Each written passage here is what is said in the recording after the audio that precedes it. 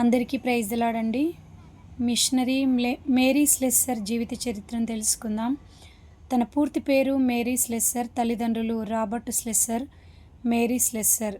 జన్మస్థలం స్కాట్లాండ్ దేశంలోని అవర్ధన్ పట్నం. జననము 1848 డిసెంబర్ 2వ తేదీ. మరి తను 11వ సంవత్సరంలోనే ప్రభువుని సొంత రక్షకుడిగా అంగీకరించడం జరిగింది. ఆ తర్వాత ఆమె నూలు మిల్లులో పనిచేస్తూ ఒక పూట మాత్రమే చదువుకునేది. మరి స్కాట్లాండ్ దేశంలో యునైటెడ్ చర్చి వారి సహాయంతో 1876 ఆగస్టు 5వ తేదీన ఆఫ్రికా దేశంలోని కెలబార్ అనే ప్రదేశమునకు ప్రయాణమయ్యి మరి మేరీ ఆఫ్రికా దేశంలోని స్త్రీలను పరామర్శిస్తూ పిల్లలకు విద్యను అభ్యసింపజేస్తూ వారి కష్టాలు తెలుసుకునేది, వారి పట్ల సానుభూతితో వ్యవహరించేది, వారికి క్రీస్తుని గురించి బోధించేది.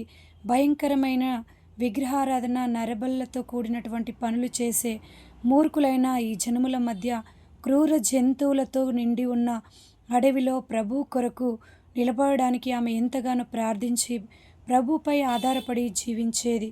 తను మరి 1915 సంవత్సరం జనవరి 13వ తేదీన మరి తను మరణించడం జరిగింది.